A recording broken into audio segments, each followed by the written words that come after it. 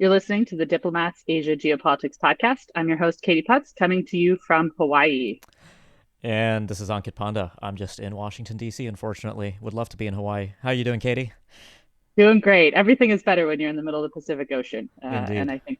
I think we can put a pin on that one. Well, so we have a very special episode today. We are marking the podcast's 10th anniversary. Been around for 10 years, and I think to celebrate those 10 years, Ankit and I are going to do something a little bit different. I think and kind of look back and reflect on what's changed and what hasn't in Asia over the last decade. But first, congratulations, Ankit. You've hosted this podcast for 10 years. Before we get into really the topics that we've covered over the last decade, I kind of want to go back to the very beginning. Ankit, tell us a little bit about the genesis of the podcast and sort of its evolution. Yeah, no, it is kind of crazy to think that we've been doing this for 10 years, and I guess we'll get to all the ways in which Asian geopolitics has changed in some really, really significant ways, of course, compared to February 2014, which is when all of this began, just right before Russia actually annexed Crimea, right? Maybe that was the start of everything kind of going topsy-turvy around the world, if not in Asia. But yeah, so, podcasts were obviously quite popular back in 2014. It's not like The Diplomat was a pioneer in the world of podcasting per se, but this was the first podcast that The Diplomat ever formally launched. And at the time, I think the idea was to have a platform to quickly react to these issues. At the time, some longtime listeners might remember Zach Keck, who was an editor at Diplomat. Him and I got this thing started, and I think listeners can probably tell we've invested in some better audio equipment since then. Because if you go back and listen to that first episode, I think we recorded that on a few pretty cheap USB microphones. Certainly did the job. And I have to say, our early reviewers were quite generous to us because despite the audio quality issues, the content seemed to at least meet the exacting standards of our listeners. And so since then, the podcast has grown. I mean, on production and audience. And I think, Katie, maybe the place to really kick this off is to kind of give a big thank you to everybody that's been listening, everybody that's subscribed, of course, all the guests that have appeared on the show. We don't really do guests as much these days, but the podcast has certainly been through phases where I was solo hosting for a while too, so we repeatedly had guests, and of course to everybody that's recommended the show. Word of mouth, I know, is a big way in which a lot of people have gotten into listening to the Asia Geopolitics podcast.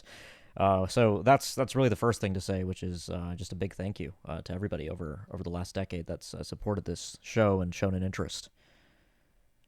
Yeah, absolutely. We would not be doing this if people weren't listening, and it is always nice to hear from listeners that they enjoy the topics we're covering, the way that we're covering them, and we always appreciate that feedback on the audio in particular. That has improved. I'm currently on a work/vacation, so I am on mobile. So I apologize. This isn't as good as usual, but let's now kind of like look back at what we've done. I peeked back at the first episodes, and while the style of the show has evolved over time with different co-hosts, especially over the years, I think it's really remarkable to me the continuity in terms of topics. And this isn't to say that we're simply sort of saying the same things over and over, or that there haven't been changes and developments in geopolitics in Asia. But I think there's some sort of interesting through lines, particularly when we kind of go back to that 10 years ago mark. The very first episode, which was released on February 24th, 2014, you and Zach, who I think at the time was the managing editor, at least he was when he hired me later that year. You discussed the South China Sea, and a few episodes later, you discussed the results of the 2014 Indian national elections, which brought the BJP and Narendra Modi to power, who's still in power and is facing elections soon. And I think some of the other early topics that jumped out at me while I was kind of going through is, the 2014 Sunflower Movement protests in Taiwan, the Umbrella Revolution in Hong Kong, the jailing of the famous Uyghur activist Ilham Tohti, the then sort of looming and ultimately long delayed withdrawal of NATO troops from Afghanistan, and a host of other issues. And, I think these topics, at least when I was looking, are also things that continue to crop up in new and different forms. When you were looking back at sort of that early year, 2 years of the podcast, what things jumped out to you on it? Yeah, so it is interesting to think about how, relatively speaking, again, relatively speaking, I'm not saying that in 2014 Asia was a peaceful haven and we didn't have the issues that we worry about today, but it's sort of interesting to me how a lot of what we used to talk about was fairly sort of confined and sort of contained to, in the case of crises, rather discrete issues, right? It wasn't like everything was getting Mhm. swept up into the framing at the time of systemic competition between the U.S. and China. This was back, 2014 was probably at the tail end of the transition. It was Xi Jinping's first year as general secretary. Had just concluded, and as president, of course, he takes over in 2012. So by the time we start the podcast, just a couple years, the Belt and Road has just been announced in 2013. And so when we talk about things like the South China Sea, we talked about Sino-Indian border issues at the time as well. It's interesting to sort of go back and kind of think about just how all those issues used to be rather contextualized and contained in the relative context in which they were being discussed. Because these days, Katie, I mean, when we talk about anything really, it all gets swept into many of the great power dynamics at work, be it U.S. Russia dynamics, U.S. China dynamics. I think that sort of broader geopolitical framing changes is something that I sort of noticed going back. But the South China Sea, I think, is certainly an interesting one because it's one that sort of there's this sort of drumbeat on this podcast of I would say the South China Sea and the Korean Peninsula are the two things we come back to. It's funny to go back and see a headline for one of these episodes from 2014 called "Is Korean Stability Unraveling?" Right, I feel like we could record a version of that podcast today, and so Evergreen. some things never change, right? So we of course started this at a time when South China Sea tensions were really starting to spike. Right, we had the oil rig incident between China and Vietnam in 2014. All of the lead up to the arbitral tribunal decision in 2016, which we covered quite extensively, and we broke that down. In 2015, the U.S. started publicizing freedom of navigation operations near disputed islands in the South China Sea, which we talked about quite a bit. And it's actually funny. I mean, I think maybe since COVID at least, the South China Sea probably isn't as much of a mainstay on this podcast as it used to be, and that's maybe again a reflection of just all the other flashpoints and crises and geopolitical issues that have sort of cropped up in Asia that we perhaps didn't really used to think about too much all the way back in 2014. But Katie, of course, I should also acknowledge, we've talked about Zach as the original co-host for the podcast, but we've had a few other co-host as well. So of course I want to acknowledge Prashant, who was a long-standing co-host, our former Southeast Asia editor. Prashant and I co-hosted the show for quite a number of years, and then of course Katie, you took over as the latest co-host, and of course our contemporary one. But I wanted to sort of ask you, Katie. So you went back and looked at the first episode that you ever appeared on. So which one was that? I did. So I first appeared on the podcast in the summer of 2015. Narendra Modi at that time was doing a grand tour of Central Asia. He was hitting all five countries. There was also he'd gone to Central Asia from Russia, where he had attended the SCO summit, the Shanghai Cooperation Organization summit, and the BRICS summit that were both hosted in Ufa, Russia that year. And so we also discussed the joining of India and Pakistan into the SCO, which was at that time in the works and sort of has since happened. The SCO continues to try to expand, but listening to that episode, it was really interesting in what ways the things that I would say would be very similar now, in that the SCO continues to be this sort of organization that doesn't have great direction.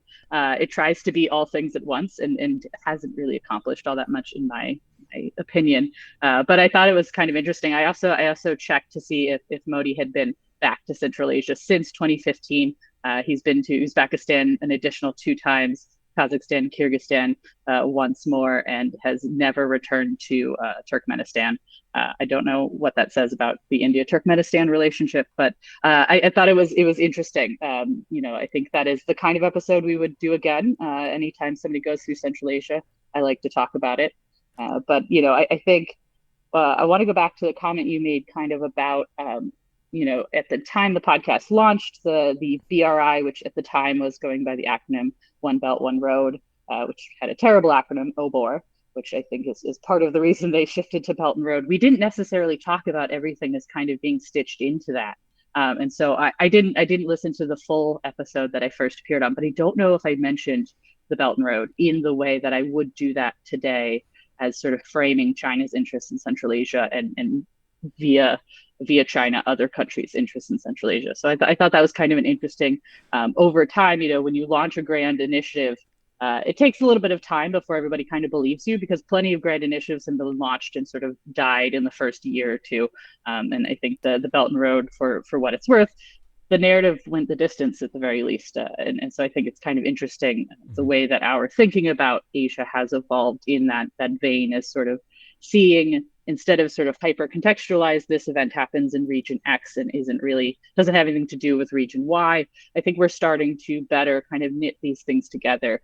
I'm sure there's some Mhm. downsides to that, but I do think that it can be helpful in kind of tying sort of events together across regions. Yeah, I mean, the strategic concepts that I think people used to talk about in Asian geopolitics have certainly changed. I mean, before there was the Indo-Pacific, there was the Asia pivot in the U.S. policy discourse. In India, we used to talk about the Act East policy. In China, I guess, in the lead up to the BRI, the framing was the March West idea, right? Reaching Mm-hmm. out, which predated Xi Jinping, but I think previewed many of the uh, or at least previewed the strategic logic that I think would undergird the Belt and Road Initiative eventually.